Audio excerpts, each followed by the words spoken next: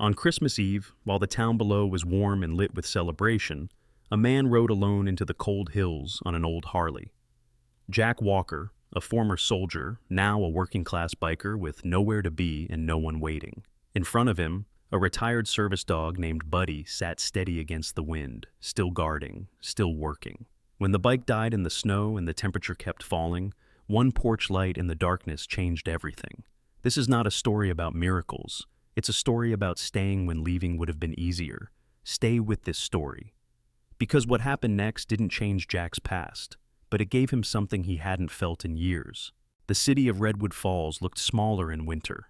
Snow covered the sidewalks, the roofs, the parked cars, and even the old street signs that most people had stopped noticing years ago. Christmas lights hung across Main Street, blinking slowly in red, green, and yellow, but the cold made them feel distant rather than joyful. The wind moved steadily through the narrow roads, pushing snow into corners and against doors that had not been opened in days.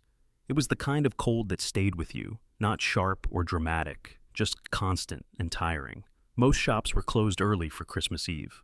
A grocery store near the edge of town still had its lights on, and a gas station stood open with only one car at the pump. Beyond that, the road climbed toward the hills, where houses were spaced farther apart, and snow piled higher with every passing hour. The sky was gray and heavy, promising more snowfall before morning. A black Harley-Davidson, old and worn but carefully maintained, moved slowly along the outer road. The engine sound was low and steady, not loud, not rushed. The rider did not weave or speed. He rode like someone who had nowhere urgent to be and nowhere specific to go.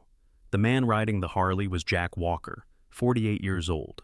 He was large, broad in the shoulders, with a solid build shaped by years of physical work. His skin was pale from long winters, and his arms were marked with faded tattoos that told stories he no longer explained to people. He wore a black leather biker jacket, thick and weathered, zipped up against the cold. His gloves were worn but clean. His boots were practical, not stylish. Jack's head was shaved close, except for a small section of hair pulled back and tied low behind his head. His beard was full, thick, and touched with gray. His face looked serious, calm, and controlled. There was no anger in his expression, and no softness either. He carried himself with quiet discipline, the kind that comes from years of being responsible for more than just yourself. Jack had served overseas years earlier. He did not talk about it. When people asked, he simply said he used to be in the military. Now he worked as a mechanic and day laborer, fixing engines, replacing parts, loading trucks, and taking whatever jobs kept him paid enough to survive. He rented a small room behind an auto shop on the edge of town. It was cheap, quiet, and empty. That suited him most days. Christmas Eve was different. Jack did not like staying inside on Christmas. The silence made things louder in his head. So, he rode. Sitting firmly on the front section of the Harley, just behind the headlight, was Buddy. Buddy was a German Shepherd-type dog, closer to a Belgian Malinois in posture, lean and athletic even at rest. His coat was short and well-kept, black and tan, marked with signs of age around the muzzle. His ears were upright, alert, but relaxed. His eyes were dark, focused, and steady. He did not bark. He did not growl. He simply watched. Buddy had once been a working dog, trained for special service. Those years were behind him now, but the habits never left. He sat facing forward, body aligned with the bike, adjusting his balance naturally with every movement. He shielded Jack from the wind as much as his body could, positioning himself instinctively. His presence was calm, controlled, and protective. Jack trusted Buddy more than he trusted most people. The two of them had been together since Jack left the service. Buddy had followed him through different jobs, different rooms, and different winters. They understood each other without words. When Jack was tired, Buddy knew. When Buddy needed rest, Jack stopped. Neither demanded more than the other could give.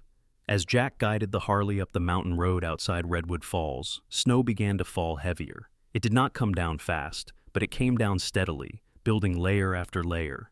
Jack slowed further, his eyes focused on the road ahead. Buddy remained still, adjusting his weight slightly when the bike leaned. A few miles outside town, the engine began to lose strength. Jack noticed immediately. He eased off the throttle and listened. The Harley coughed once, then again. Jack guided the bike toward the shoulder and brought it to a stop without panic. Snow continued to fall, landing on his jacket, Buddy's back, and the gas tank. Jack turned the key off. He sat still for a moment, breathing slowly. "It's okay," he said quietly, more to Buddy than to himself. Buddy did not move. He looked back briefly, checking Jack's face, then returned his attention to the road and the trees beyond. Jack dismounted carefully and knelt beside the engine, removing one glove to feel the cold metal. He already knew what the problem was: low fuel. He had misjudged the distance, distracted by the road and the quiet. He accepted the mistake without frustration. What concerned him was not the walk. It was Buddy. Jack removed his jacket and draped it partially over Buddy's back, securing it gently. The temperature was dropping, and the wind was growing stronger. Buddy tolerated the movement calmly, shifting slightly to stay close. Jack stood and looked around. The road was empty. The forest on either side was thick with pine trees, their branches heavy with snow. Visibility was limited, but after a moment Jack noticed something through the falling white: a light. Far ahead, off the road, there was a faint yellow glow. It did not flicker like holiday decorations. It was steady, warm, and deliberate. A house. Jack hesitated only briefly. He took Buddy's leash, clipped it gently, and began walking toward the light, guiding Buddy through the snow. The wind pushed against them, but neither resisted. They moved slowly, carefully, step by step. The house was small and old, set back from the road with a narrow path leading to the front door. A single porch light illuminated the entrance. Snow had piled along the edges, but the path had been cleared recently. Someone was living here. Someone was awake. Jack stepped onto the porch and knocked once. He did not knock loudly. The door opened after a few seconds. The woman standing there was Evelyn Brooks, 76 years old. She was thin, with straight posture and white hair pulled back neatly. She wore a thick sweater and held the door with steady hands. Her face showed age, but also care. Her eyes were alert, cautious, but not afraid. She looked first at Buddy. Buddy sat immediately, positioning himself slightly in front of Jack, calm and still. Then she looked at Jack. He removed his helmet and held it at his side. "Ma'am," he said respectfully, "my bike broke down. We're not in trouble, just cold. I was hoping we could wait out the storm." Evelyn studied him carefully. She noticed his size, his tattoos, his quiet posture. She noticed the dog's discipline and age. She noticed the way Jack stood slightly angled toward Buddy, protective without being obvious. "You don't look dangerous," she said finally. "You look tired." She stepped back and opened the door wider. "Come in," she added. "Christmas Eve is not the night to stand outside." Jack nodded once. "Thank you." He guided Buddy inside. The house was warm, clean, and simple. A small living room held a couch, a chair, and a wooden table near the window. A heater worked steadily in the corner. The smell of cocoa lingered in the air. On the table were 3 chairs. 2 mugs sat on the table. One was full. The other had clearly not been touched. Evelyn noticed Jack's glance and spoke calmly. "I make an extra one every Christmas," she said. "Habit." Jack did not ask questions. Buddy lay down near Jack's boots, facing the door. Outside, the snow continued to fall.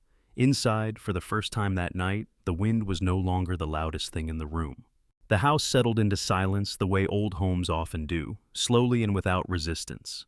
The heater clicked on and off at regular intervals, sending a low hum through the room. Snow continued to fall outside, tapping softly against the windows and the porch railing. The storm was not violent, just steady, as if it had decided to stay the night. Jack remained standing near the door at first. He did not take off his boots right away. He was used to being temporary in other people's spaces, used to not assuming comfort was meant for him. Buddy lay down near Jack's feet, positioned so his body faced the entrance. His head rested on his front paws, eyes open, alert but calm. Evelyn Brooks moved slowly but with purpose. She closed the door, turned the lock once, and hung Jack's helmet on a hook near the wall.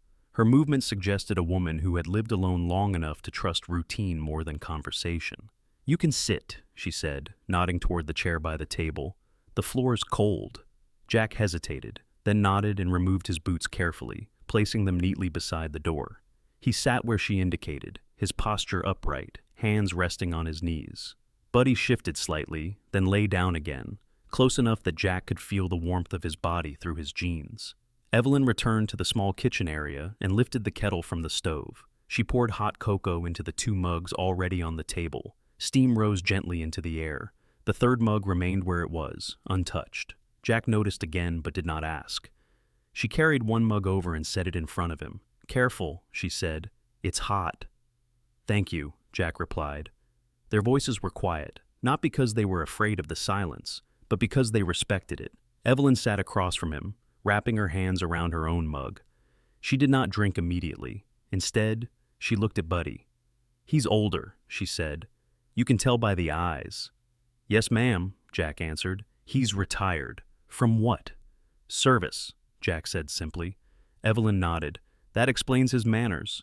Buddy's ears flicked slightly at the sound of Jack's voice, but he did not move. He stayed alert, steady, present. Evelyn took a small sip of her cocoa. "My name's Evelyn," she said. "I suppose I should have said that first." "Jack," he replied. "And this is Buddy." Buddy did not look at her when his name was spoken. He already knew he was safe. Evelyn studied Jack more closely now. She noticed the lines on his face, not from age alone, but from endurance. His hands were large, scarred, and clean, the hands of someone who worked hard and took care of his tools. She noticed how his eyes moved occasionally toward the window, checking the weather without panic. "You don't strike me as someone who likes Christmas much," she said gently. Jack paused. He considered honesty and chose a quiet version of it. "I don't mind it," he said. "I just don't celebrate." Evelyn accepted that without pushing further. She looked toward the window herself. Outside, the snow blurred the edges of the world. "I used to," she said, "a long time ago."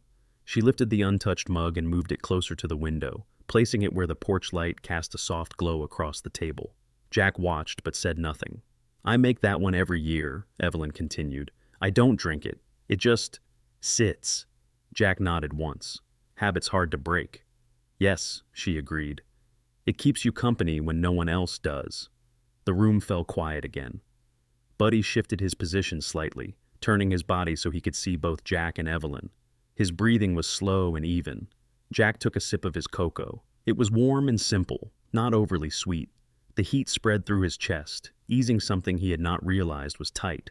"How long you been riding that Harley?" Evelyn asked. "Most of my adult life," Jack said. "This one for about 12 years. "She sounds tired," Evelyn said, "but she keeps going." Jack allowed himself a small smile. "So, do some people." Evelyn returned the smile briefly, then looked down at her hands.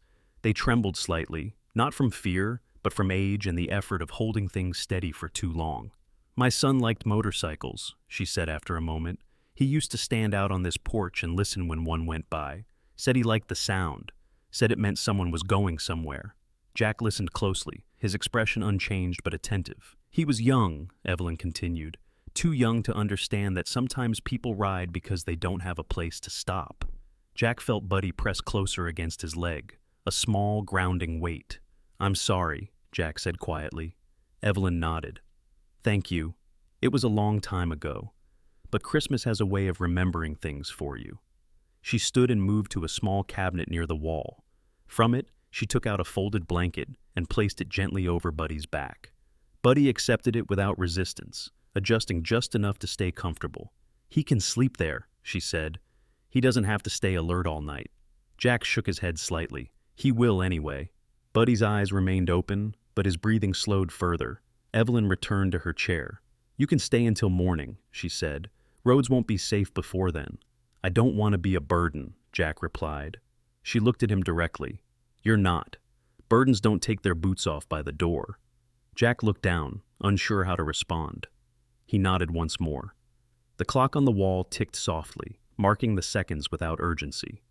The storm outside continued, steady and patient.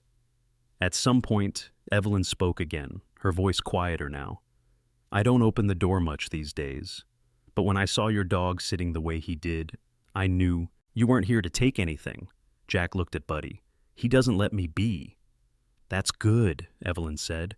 "Everyone needs someone who won't let them disappear." Jack leaned back slightly in his chair, careful not to make noise. The warmth of the room and the steady presence of Buddy allowed his shoulders to lower, just a little. Outside, the porch light remained on, casting a circle of yellow against the falling snow. Inside, 3 chairs remained at the table. Only 2 were filled. For tonight, that was enough. Morning arrived quietly. There was no sudden light, no dramatic change in the weather. The snow had stopped falling sometime during the night, leaving the world outside muted and pale. The sky was still gray, but lighter than before, as if it were considering whether to clear. The wind had settled, and the trees stood still under the weight of a fresh snow. Jack woke before the heater clicked on. He sat up slowly on the couch, careful not to make noise. His body felt stiff, the familiar ache in his shoulders and lower back reminding him that he was not young anymore. For a moment, he did not remember where he was. Then he noticed the unfamiliar ceiling, the faint smell of cocoa still lingering in the air, and the quiet that did not feel empty. Buddy was already awake. The dog lay on the floor near the couch, his body positioned so that he faced both Jack and the front door. His eyes were open, alert, but calm. When Jack shifted his weight, Buddy's ears moved slightly, and his tail gave one slow thump against the floor. Jack reached down and rested his hand briefly on Buddy's neck. The fur was warm, solid, real. "Good morning," Jack whispered. Buddy did not move closer. He did not need to. He stayed where he was, doing his job without drawing attention to it. Jack stood and stretched carefully. Through the window, he could see the road beyond the house. It was completely covered in snow. Tire tracks from the night before were gone, erased by the storm. His Harley was parked near the porch, partially buried, quiet and patient. Jack exhaled slowly. He had planned to leave early. He always did. Staying too long in one place made things complicated. But the road was clearly not ready, and neither was the day. From the kitchen came the sound of movement. Evelyn Brooks was already awake. She stood at the counter, dressed in a thick cardigan over a long-sleeved shirt. Her white hair was pulled back neatly, and she moved with the careful confidence of someone who knew her space well. A kettle sat on the stove, beginning to warm. "Morning," she said without turning around. "Morning, ma'am," Jack replied. "You sleep all right?" "Yes," he answered honestly. "Thank you." She nodded. "Coffee or cocoa?" "Coffee's fine." She poured him a cup and set it on the table. Steam rose from the mug. Jack noticed that the third mug from the night before had been washed and placed back in the cabinet. The chair it belonged to remained where it was. Buddy rose when Jack moved toward the table and followed him, then stopped and sat near the doorway between the kitchen and the living room. He positioned himself where he could see both rooms, then settled again. Evelyn watched him for a moment. "He doesn't miss much," she said. "No, ma'am." She carried her own coffee to the table and sat across from Jack. For a while, neither spoke. The clock on the wall ticked steadily, louder now in the morning quiet. "The road won't be safe for hours," Evelyn said eventually. "Plow doesn't come up here until late. That's what I figured." She nodded, then took a breath. "You can stay. No rush." Jack hesitated. He did not want to take advantage of kindness, but he also did not want to pretend the situation was different than it was. "All right," he said, "just until I can get the bike moving." "That's fine," she replied. After breakfast, Jack put his boots back on and stepped outside to check the Harley. Buddy followed, sitting beside him in the snow. The cold bit sharply now that the wind had stopped, settling into the air without resistance. Jack brushed snow from the gas tank and seat. He already knew the truth. The fuel gauge was low, and the nearest station was miles away. He straightened slowly, rubbing his gloved hands together. Behind him, the door opened. Evelyn stood on the porch, holding a coat around herself. "There's a shed out back," she said. "Tools, too. Not much, but maybe enough." "Thank you," Jack replied. They walked together toward the small wooden shed. Buddy moved ahead of them, stopping occasionally to look back and make sure both were following. His paws left clean tracks in the snow. Inside the shed, the air smelled of oil and old wood. Tools hung neatly on the wall. Jack took inventory silently, his mind already working through possibilities. "I can manage," he said. "Might take time." "I've got time," Evelyn answered. Jack worked slowly, carefully. He was used to fixing things with limited resources. His movements were steady, patient. Buddy stayed nearby, watching but not interfering, occasionally stepping closer when Jack knelt or leaned under the bike. At one point, Jack noticed Evelyn standing a few feet away, holding something in her hands. It was a small box. "I found this while I was cleaning," she said. "I wasn't sure what to do with it." Jack wiped his hands on a cloth and looked up. "What is it?" She opened the box. Inside were a few folded items. Jack recognized them immediately. A child's knit hat, a scarf, a pair of small gloves. They were his, Evelyn said quietly. I keep them because I don't know why, exactly. I just do. Jack nodded. He did not rush her. He did not fill the silence. I thought maybe, she continued, since you're here, since you understand what it's like to hold on to things. Her voice trailed off. Jack stepped closer. You don't have to explain. She handed him the box. Jack held it carefully, as if it were fragile. You don't ever have to get rid of something to move forward, he said. Sometimes you just need to remember it belongs to the past, not the present. Evelyn swallowed and nodded. That's what I'm afraid of, that if I let go, there'll be nothing left. There's still you, Jack replied, and you're still here. Buddy stepped forward then, placing his head gently against Evelyn's leg. He stayed there, unmoving, offering quiet support without demand. Evelyn rested her hand on his head. He's very gentle. He knows when to be. They stood there together, the three of them, surrounded by snow and silence that did not feel empty anymore. Later, as Jack returned to the Harley, he noticed something on the porch railing, a folded blanket, neatly placed. For Buddy, Evelyn called from the doorway, in case the cold sets in again. Jack nodded. He'll appreciate it. Buddy sat beside the bike, watching Evelyn until she stepped back inside. By midday, the clouds began to thin. The road was still blocked, but the storm had clearly passed. Jack sat on the steps, Buddy at his side. He looked out at the quiet world and felt something unfamiliar settle in his chest. Not peace, but room for it. The afternoon light never fully arrived. It lingered behind the clouds, pale and distant, turning the snow a dull white instead of bright. The temperature stayed low, and even inside the house the cold pressed gently against the walls, reminding everyone that winter had not loosened its grip. Christmas Day moved forward slowly, without celebration or urgency. Jack spent the first part of the afternoon working quietly on the Harley. He did not rush. Rushing led to mistakes, and mistakes cost time and money, two things he had learned to measure carefully. Buddy stayed nearby, sometimes sitting, sometimes standing, always facing outward, ears moving slightly at every sound. Evelyn watched from the kitchen window while she prepared a simple lunch. She did not interfere or ask questions. She had learned over the years that some people needed to work in silence, and Jack was clearly one of them. When she called him inside, it was not loud. She simply opened the door and said his name once. Jack. He wiped his hands on a cloth and stepped inside. Buddy followed immediately and took his position near the doorway again. Lunch was modest: soup, bread, and a small plate of sliced apples. Evelyn set the table carefully, placing 2 bowls down. She paused briefly, then removed the third bowl from the cupboard before it touched the table. Jack noticed, but did not comment. They ate quietly. Halfway through the meal, Evelyn spoke. I don't usually have guests, she said. Not overnight. I understand, Jack replied. I can leave as soon as the road clears. She shook her head gently. That's not what I meant. Jack looked up at her, attentive but cautious. I meant, she continued, that I don't usually feel comfortable enough to let people stay. Jack nodded. Thank you for trusting me. Evelyn looked at Buddy. I trust him, she said, and he trusts you. That tells me enough. Buddy lifted his head slightly at the sound of his name, then lowered it again.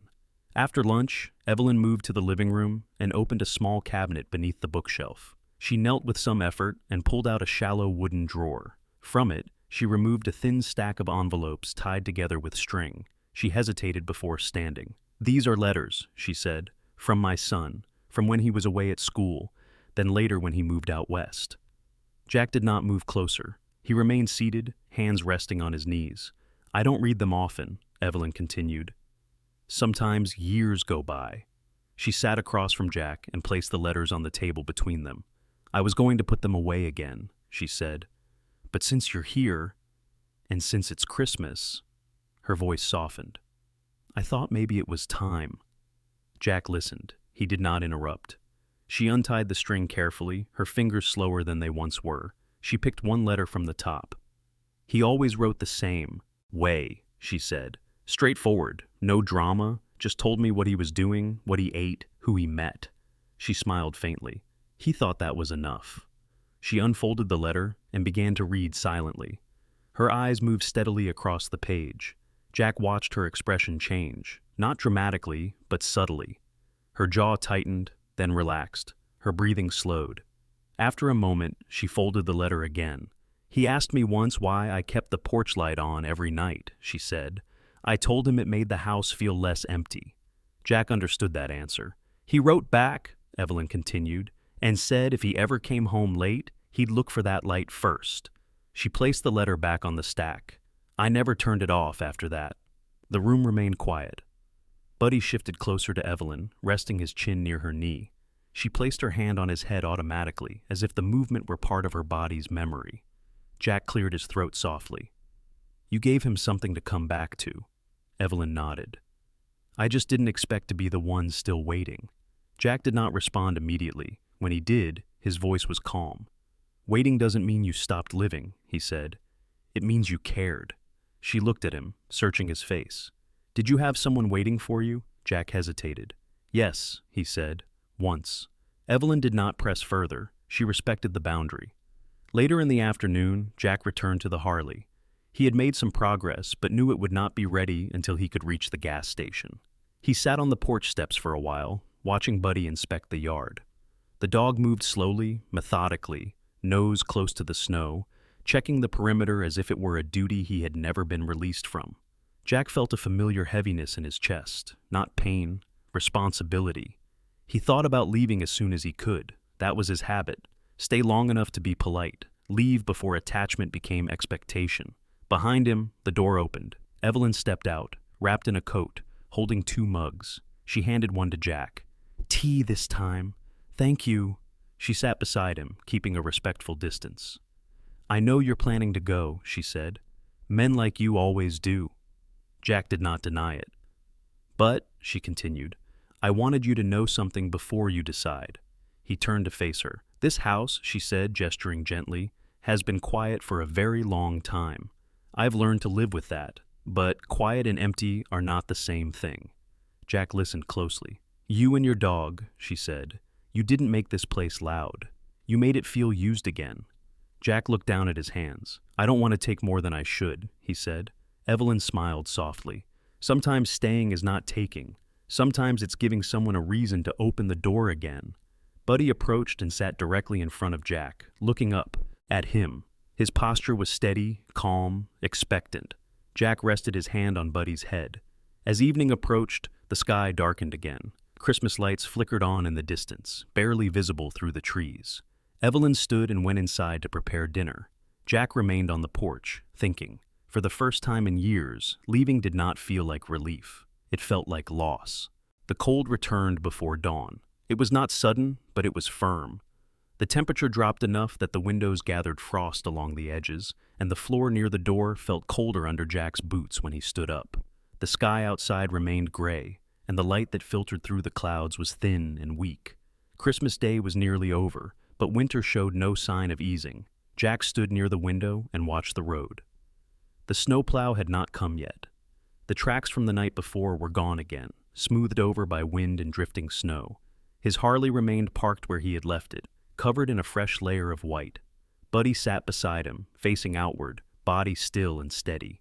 His ears moved slightly as he listened to the quiet sounds of the house settling. When Jack shifted his weight, Buddy adjusted his position without being told. Jack took a slow breath. He knew what needed to be done. He turned away from the window and moved toward the chair where his jacket hung. Buddy stood immediately, alert to the change. Jack clipped the leash onto Buddy's collar, his movements practiced and gentle. "I'm going to walk down to the station," Jack said quietly. "See if I can get fuel."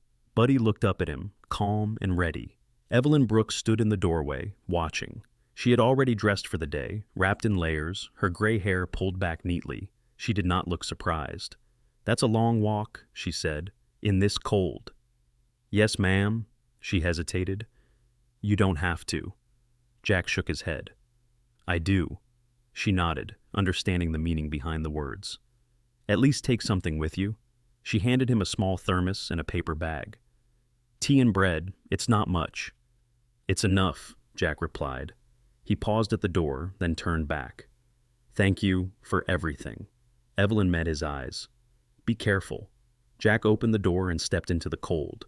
Buddy moved ahead of him, stopping at the edge of the porch to check the surroundings before proceeding. The snow was deeper now, packed and uneven. Each step required effort. They moved slowly down the narrow road, Jack's boots leaving heavy prints behind him. The wind was light but persistent, pressing against his jacket and finding its way through small gaps. Buddy walked slightly ahead and to the side, scanning the area, occasionally looking back to make sure Jack was keeping pace.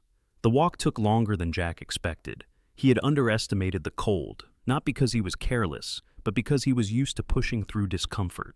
Still, after the first mile, his legs began to feel heavy.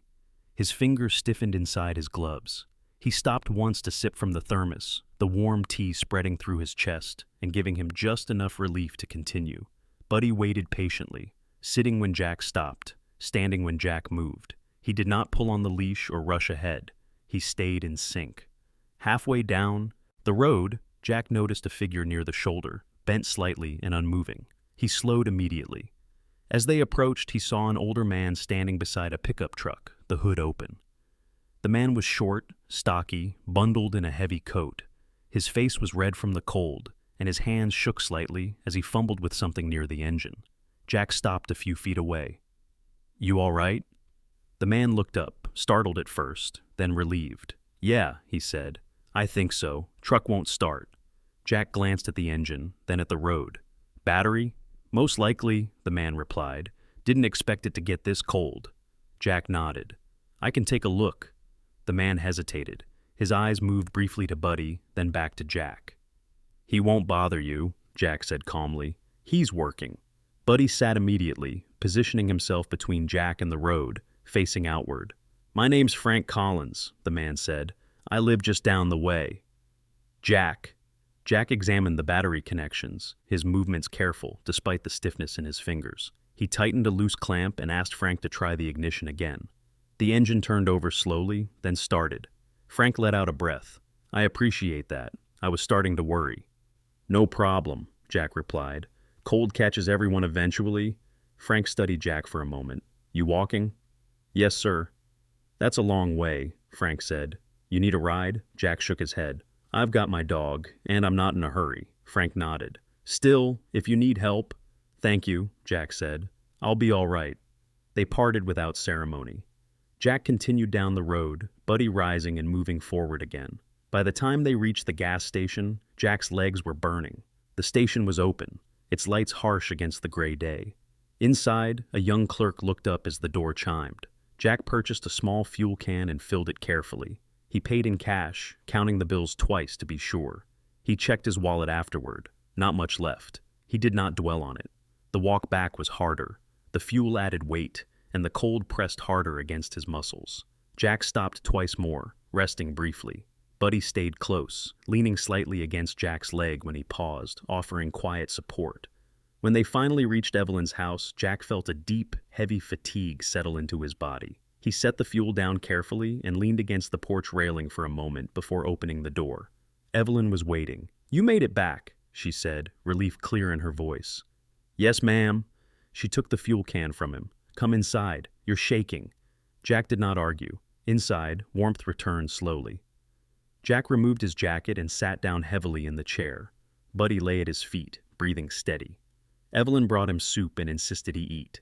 He did, grateful for the heat and the rest. "You didn't have to do all that today," she said gently. Jack looked down at his hands. "I know, but I needed to." She studied him for a moment. "Sometimes needing help feels like failing," she said, "but it isn't." Jack did not respond immediately. "I've spent a long time doing things on my own," he said finally. "If I stop, I don't know what happens next." Evelyn nodded. "Then maybe you don't stop. Maybe you just sit for a while." Jack looked at Buddy, who had shifted closer, resting his head near Jack's knee. For the first time, Jack allowed himself to lean back in the chair fully. Outside, the light faded again. Christmas Day came to a quiet close. Jack knew he could leave the next morning, but he also knew that leaving would take more effort than staying. The next morning came with a thin layer of light and a different kind of quiet. The storm had fully passed, leaving behind a stillness that felt heavier than the snowfall itself. Snow rested untouched on fences, tree branches, and the roof of Evelyn's house.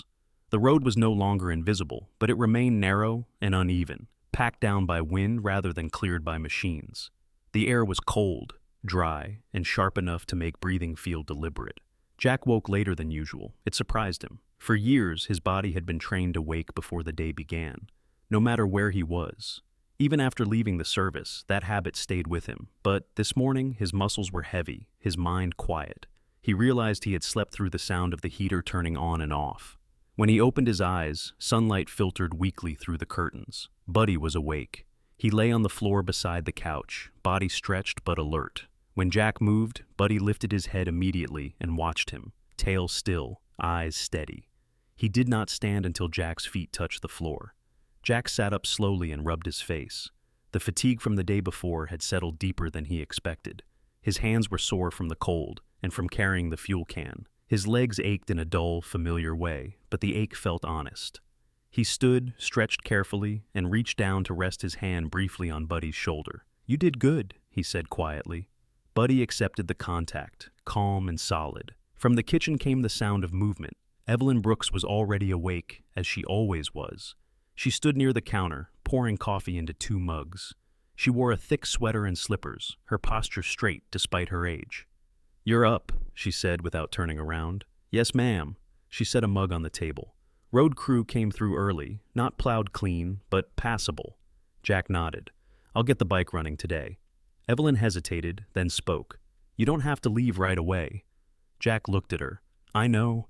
She nodded, accepting that answer. After breakfast, Jack went outside to prepare the Harley. Buddy followed closely, sitting near the front wheel while Jack worked. The fuel from the can went into the tank, and after a few adjustments, the engine turned over. The sound was rough at first, then steadied into a familiar low rumble. Jack rested his hand on the gas tank briefly. Relief showed only slightly on his face. A vehicle slowed on the road. Jack looked up to see a dark pickup truck pulling over near the driveway. The driver stepped out carefully, boots crunching in the snow. It was Frank Collins, the older man Jack had helped the day before.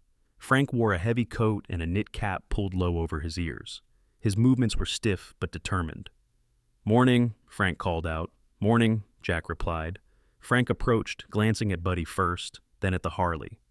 "Figured that was your bike. Didn't take long to put 2 and 2 together." Jack nodded. "I appreciate the ride offer yesterday." Frank waved it off. "I wanted to check something else. I stopped by the gas station this morning. Clerk said you walked all the way down there yesterday." Jack did not answer immediately. "That's a long walk," Frank continued, "especially with the cold." "I had time," Jack said. Frank studied him for a moment. "You always do things the hard way?" Jack shrugged slightly. "It's the way I know." Frank exhaled through his nose. "Well, some of us noticed." Jack looked at him, confused. Plow driver mentioned a guy with a big dog walking the road. Laura Mitchell heard about it at the clinic. Small town, Frank said. People talk. Evelyn opened the door then and stepped onto the porch. "Frank," she said, surprised. "What brings you up here?" Frank tipped his head politely. "Just checking in." He turned back to Jack. "Laura asked me to tell you she's at the clinic today if you want to stop by. Not for anything medical. Just to talk." Jack felt his shoulders tense slightly.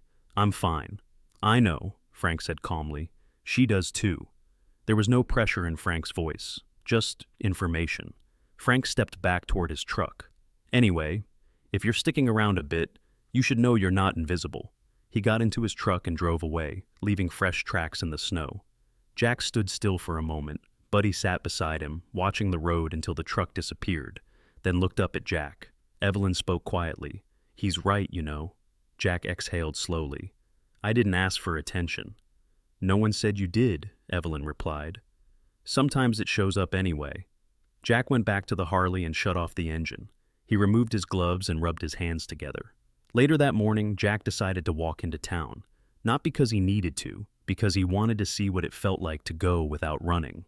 Buddy stayed at his side, leash loose, posture relaxed but attentive. They moved through the snow-covered road at an even pace.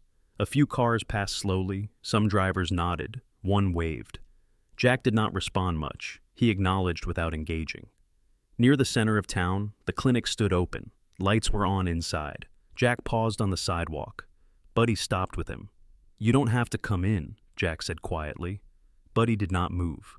Jack nodded once and opened the door. Inside, the clinic was warm and smelled faintly of disinfectant and coffee. A woman looked up from behind the desk. She was in her early 30s, average height, dark hair pulled back neatly. She wore scrubs and a sweater over them. Her expression was alert but kind.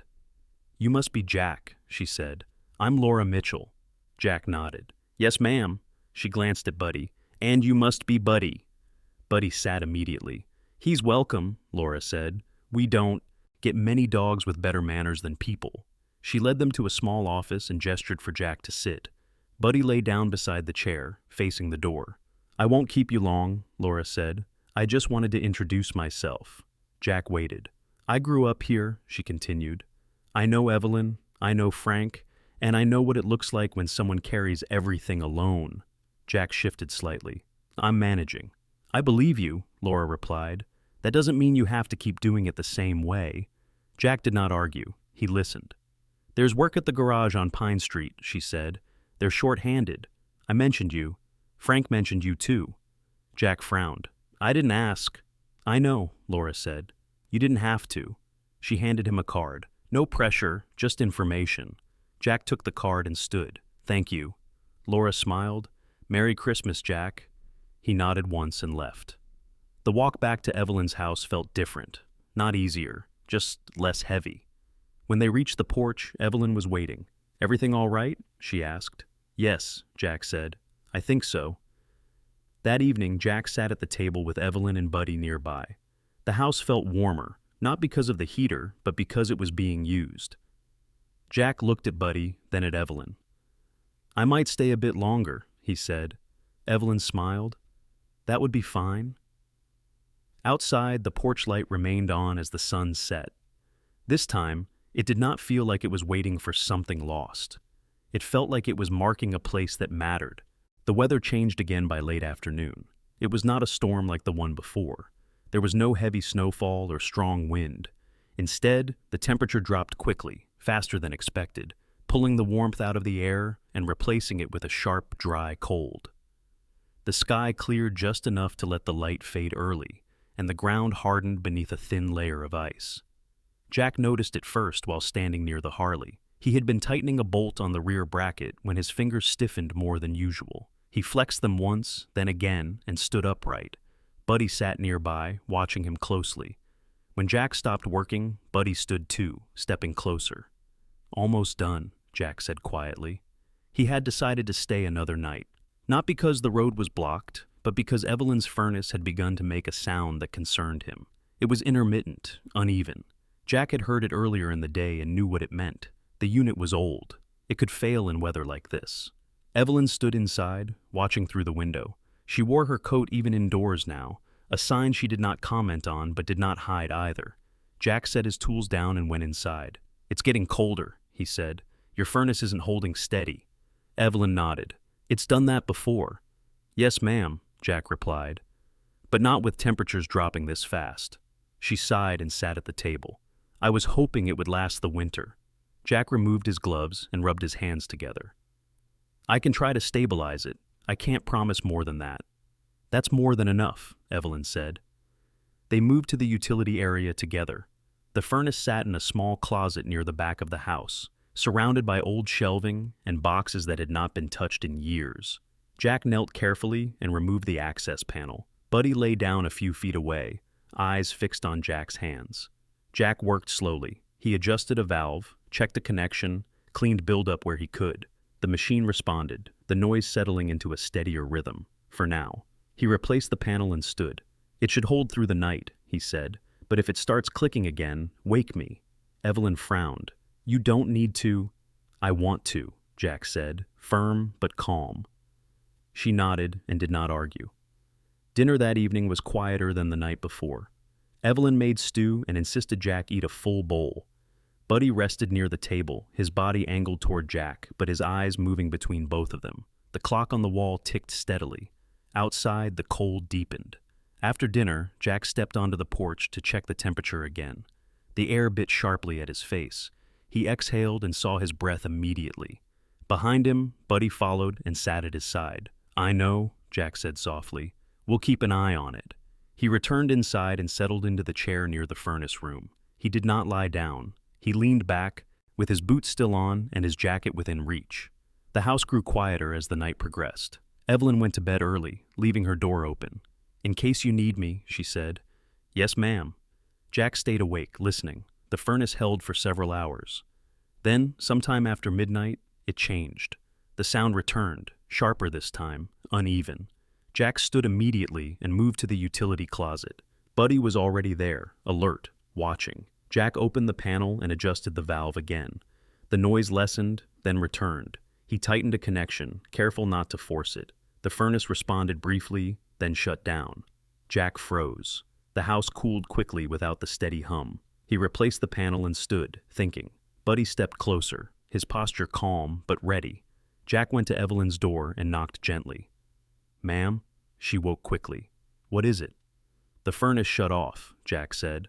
"I'm going to try restarting it, but it may not hold." Evelyn sat up slowly, concern clear but controlled. "What do we do?" "We conserve heat," Jack replied. "I'll block drafts. We'll use the fireplace." She nodded. "Tell me what you need." Jack moved quickly but carefully.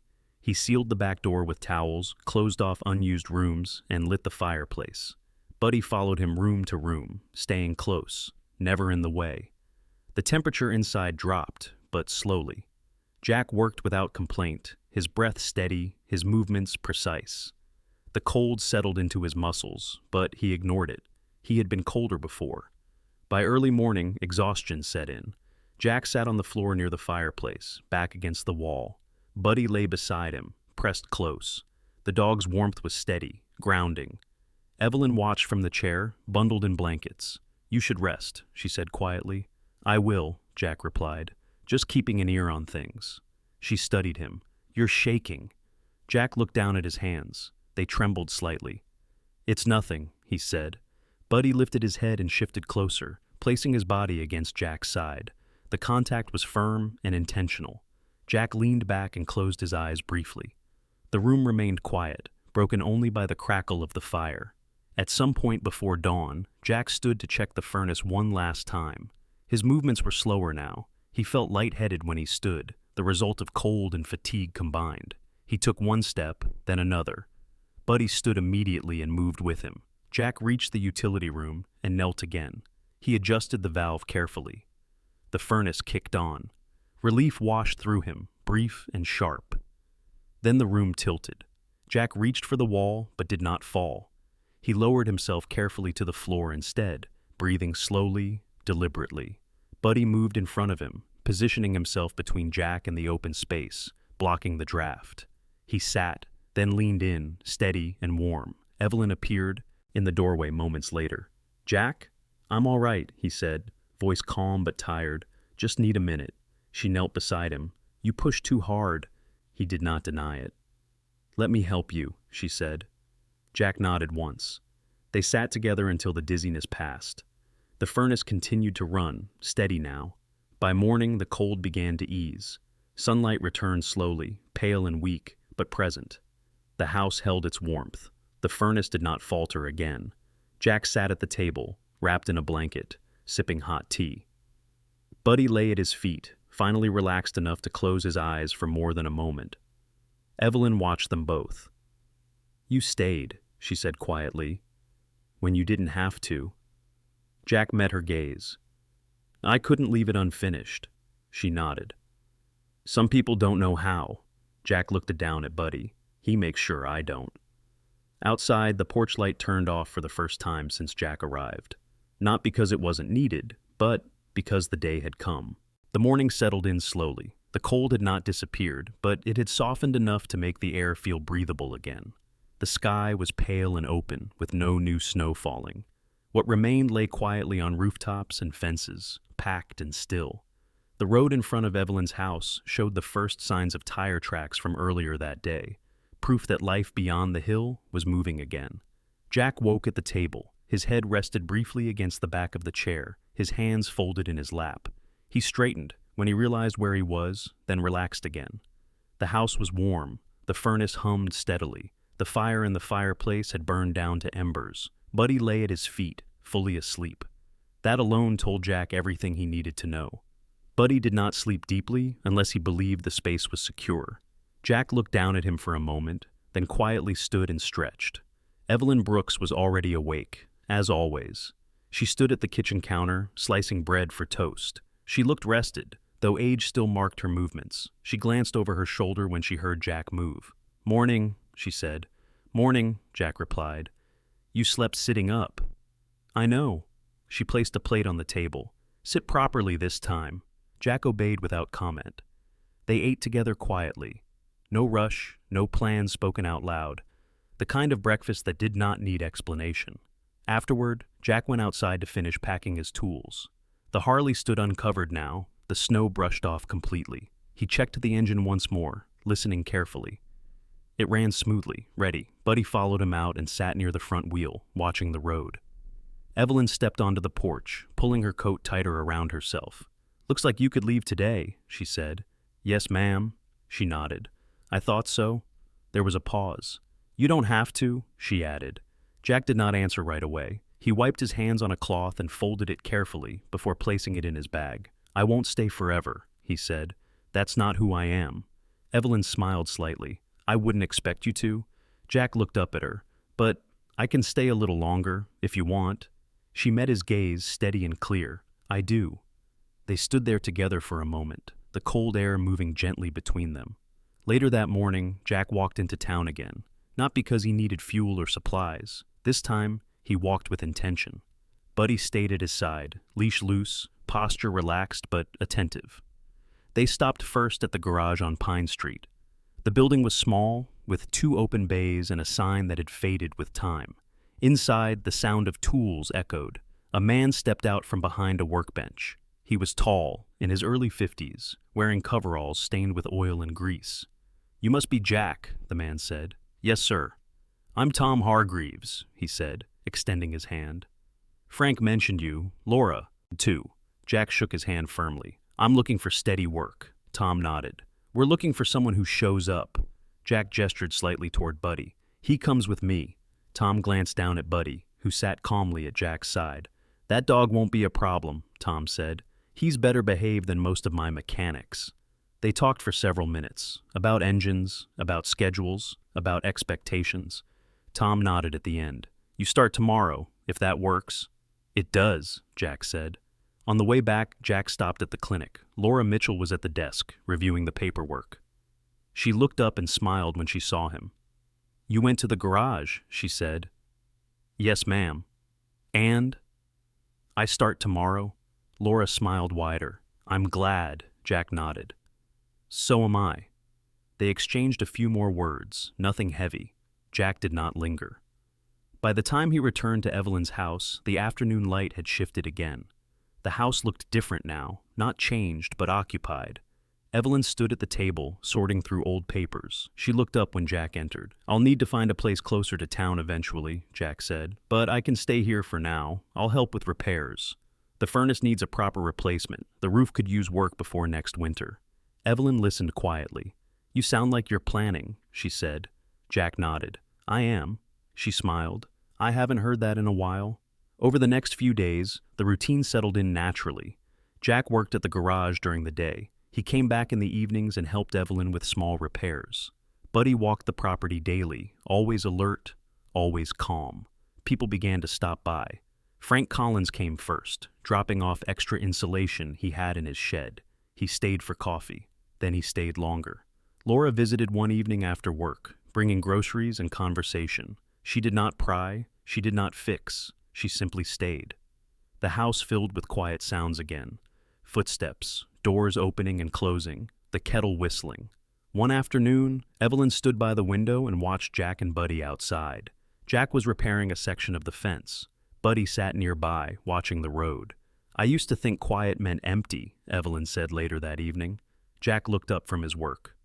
"What does it mean now?" "It means peaceful," she replied. Christmas decorations stayed up longer than usual that year, not because Evelyn forgot to take them down, but because she liked the light they cast in the early evenings. Jack did not comment. Buddy slept beneath the table while they ate dinner. One evening, Evelyn placed 3 mugs on the table. Jack noticed. She followed his gaze. "One's for whoever needs it," she said, "not for someone I lost." Jack nodded. "That makes sense." Winter continued, but it no longer felt endless. On a clear morning in early January, Jack rode the Harley into town for work. Buddy sat on the bike, steady as ever. As Jack turned the engine on, he glanced back at the house one more time. The porch light was off. Not because it wasn't needed, because the door was open. Jack rode down the road slowly, the engine humming beneath him. Buddy faced forward, calm and watchful. For the first time in years, Jack did not feel like he was passing through. He felt like he had arrived somewhere that would still be there when he came back. Sometimes God's miracles are quiet. They don't erase our pain. They remind us we're not alone. A light that stays on. A door that opens. A heart that chooses to stay. If this story spoke to you, share it with someone who needs hope today. Leave a comment, subscribe to the channel, and may God bless you, protect you, and light your way, even in the darkest nights.